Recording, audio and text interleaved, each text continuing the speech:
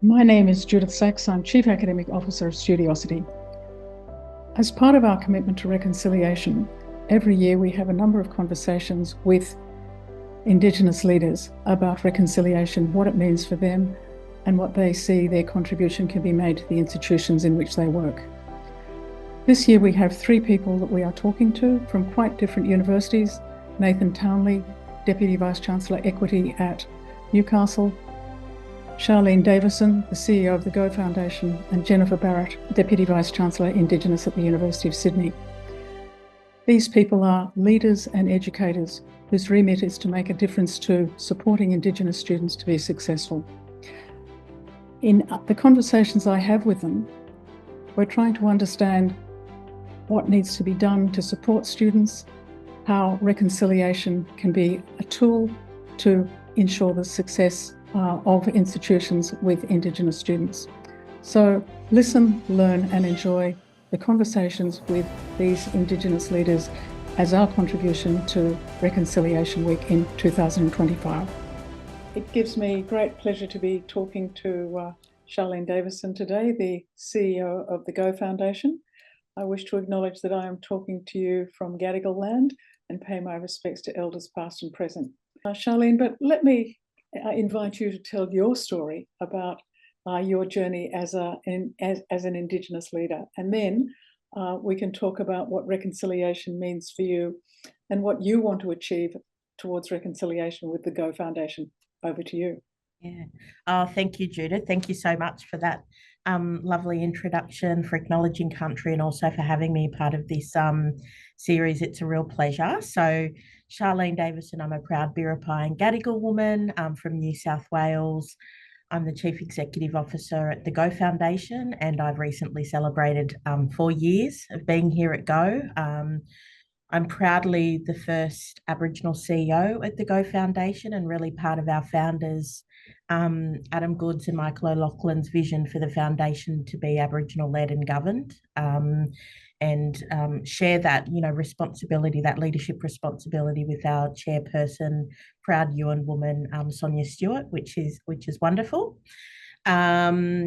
And prior to working at Go, I worked in New South Wales government for, had a 20-year career with New South Wales government, and look, really started out on my journey there at the entry level. I wanted to be a teacher. I was doing my teacher training at university and also wanted to be working within the department. Always wanted to make a difference, and really strong advocate for education, in particular public education.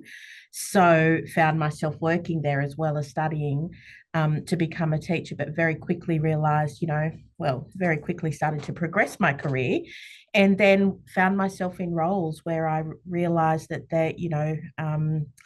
there are really important roles for people like me within organisations that are making a difference. You don't necessarily have to be on the ground or in schools. We need people making, writing policies and making policy decisions around how we support, whether it's the employment of Aboriginal people in those organisations. And my role in particular was around supporting newly appointed Aboriginal teachers when they came on board with the department. So very quickly realised that, always knew that I wanted to help people and improve outcomes for my mob, and just started to progress my career from there, and very passionate about Aboriginal workforce development and leadership, and really just I guess working in that space where I know I can really make a difference for our people and improve outcomes. Look, before we move on to talk about reconciliation, there will be people that will be listening and watching this that don't know much about the Go Foundation. So perhaps you could tell us a little bit about the Go Foundation and its history and what it wants to achieve. Yeah, so we're an education scholarships organisation founded by Adam Goods and Michael O'Loughlin back in 2009. And this is what they wanted their legacy to be. Adam and Michael both played had very successful playing careers with the Sydney Swans Football Club, so AFL, and knew that they wanted to give back. And the reason being is because they really understood the value and the power of, having a good, strong support network around you. In particular, they had, they were raised by single mums and aunties and nens who invested in them, invested in their, education, but then their football careers and the journey that followed them there. So they know that when you have good people around you, you can achieve and you can be successful, and that helps you on that journey. So they wanted to ensure that they had the opportunity to give that back and have young First Nations people experience that as well, which is why they established Go. And so we provide education scholarships to First Nations students from primary school and tertiary studies in Sydney, Adelaide, and Canberra. Our mission is around empowering through education. We support currently around 664 active Go scholars across all 3 locations. We have a focus on, role modelling and the eldest child. If you can see it, you can be it. 95% of our scholarships are awarded to students in public education because that's where we know the majority of our students receive an education. We also have a focus on women, young women and girls. 60% of our scholarships are awarded to young girls. Again, it's in recognition of being raised by single mums and really celebrating and acknowledging the important role that women play in our families and communities, but also ensuring that our young women and girls have equal opportunities in everything that they choose to do. In addition to, I guess, our scholarship program that we deliver, our holistic scholarship fund, which is not which is not just about the financial support that we provide to students. We provide cultural and aspirational engagement through our Culture Connect days. Being an Aboriginal-led and governed organisation, we put culture at the heart of everything that we do, and we know as Aboriginal people, when you're strong in culture, you have and greater outcomes in other areas of life. So we really place great importance on building, confidence, strength, resilience, and aspiration and inspiration in the young people that we support as part of our program. And then we also work with our partners who provide access to opportunities that our students might not otherwise get, including, work experience, internships, employment, but other, engagement in other cultural activities that they might be able to provide through the program. We also, over the last couple of years, have kind of thought about what greater reach and impact that we can have. And we've started to focus on students in year 5 and 6 here in Sydney, and supporting their transition from primary school to high school. We know that they're really critical, times for our young mob. And so we now deliver 3 leadership days for our Sydney-based year 5 and 6 students. And we've also really been nurturing our alumni network. We know that we've got a real opportunity to engage with people, young people who've been through the scholarship program, who might be, have finished high school. They're still they might be on a university scholarship or out in the workforce. But what we know is that those young people want to remain connected to Go, and want to give back, and so want to be supporting the young students coming through. And we know that they are the perfect role models, for our young students. So really nurturing and growing that network. And we've also been focused on, I guess, the growth in our university scholarships. We recognise that there are many different pathways. However, more and more of our students are choosing a university pathway. So we've doubled the number of university scholarships that we've delivered in the last probably 12 to 18 months as well, which is really exciting for us. So moving on to reconciliation, it's a bit of a contested term, and for different people, it's got different intentions and different outcomes. What does it mean for you? And do we still need to talk about reconciliation, or do we need to talk about a new way of engaging with history, with culture, and with institutions? Yeah, I think that's a really good question. It's a big question, and reconciliation is actually something that's really close to my heart, and it has been for a number of years. Like being a strong advocate for education, in particular public education, I'm a really strong advocate for reconciliation I myself personally have been involved, I guess, at the grassroots level with the reconciliation movement for 20 plus years, growing up in my hometown of Taree, and my parents first being engaged in what's called local residents for reconciliation.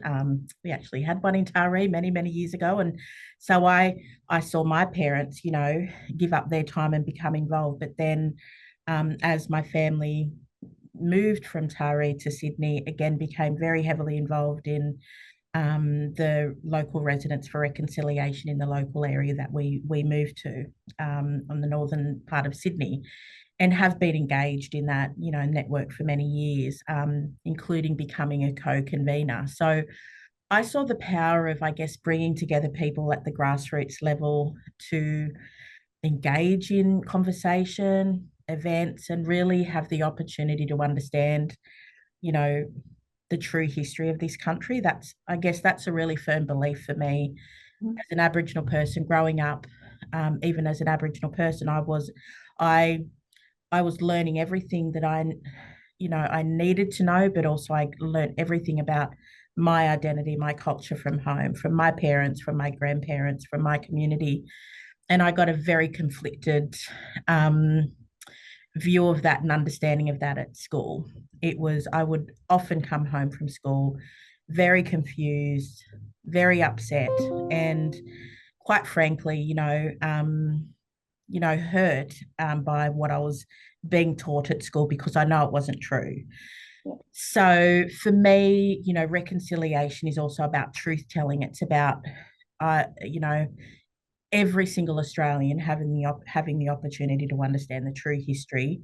And it's, you know, sadly often untold history of our country. You know, it is so true that, you know, our country has, you know, it has a Black history, and it has a proud Black history and continues to, but people are not being afforded the opportunity to hear about that. So for me, reconciliation, and I think as well now, you know, after the very disappointing referendum result, it's more important than ever. I think there are big questions around it, absolutely, just like there are big questions around, you know, diversity, equity, and inclusion that's happening, you know, in our country, and particularly in large organisations at the moment. The value of that being questioned, well, that impacts reconciliation and the hard work that so many organisations are doing to deliver, you know, to work on reconciliation action plans, to deliver on them, to implement those.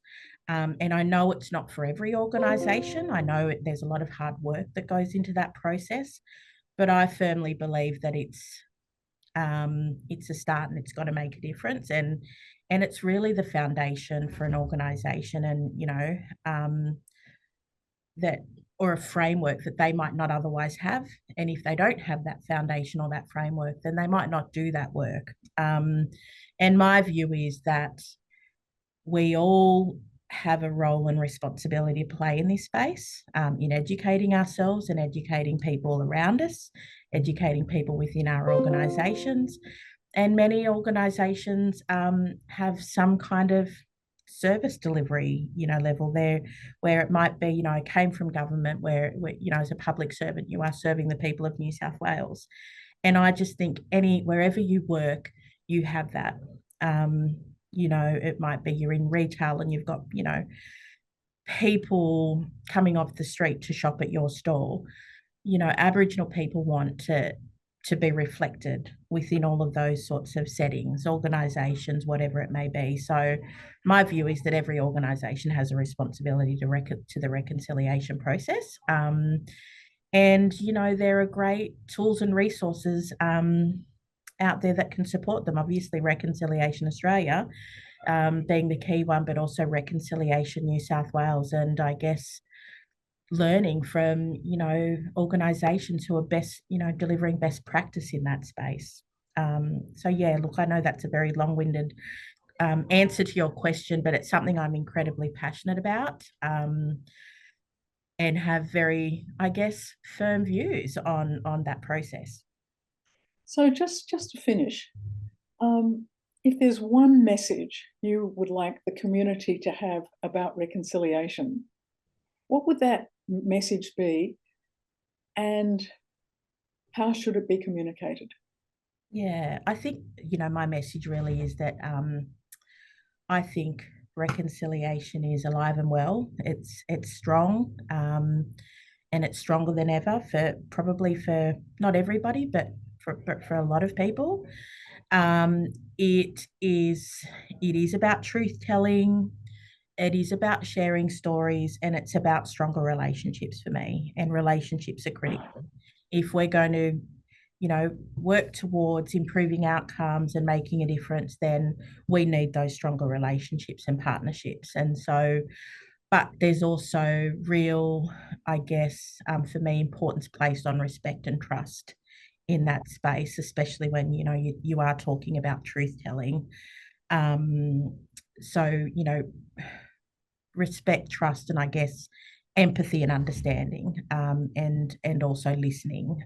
So I think my message is that all of those things, when you're thinking about reconciliation, are incredibly important. I think about those things, and I think about Aboriginal people. I think about Aboriginal communities, Aboriginal organisations, and we have all of those, innate sort of human skills or qualities, and can really also support that process of reconciliation. Shouldn't necessarily be leading it, and it should be done together. It's a two-way thing, but I think I'm really proud of my culture, my identity, who I am, my family, my community, and our role that we've always played in that space. But the fact that we've got some really strong Aboriginal organisations at the community level, state, national level, who are really working towards reconciliation in their everyday work, because we believe in it, we're passionate about it, and because we want to see good in our communities, our people, and the broader Australian society. And that's a great way for us to finish our conversation. Thank you for giving me 20 minutes of your time this afternoon, and I hope that others appreciate and enjoy the conversation I've had with you. And see you again soon. Thanks, Judith, and I will see you soon. Thank you. Bye. Bye. You have been listening to Studiosity's podcast, Reimagining Higher Education, candid conversations within higher education, sharing stories of leadership, change, and best practice in teaching and learning. Visit studiosity.com.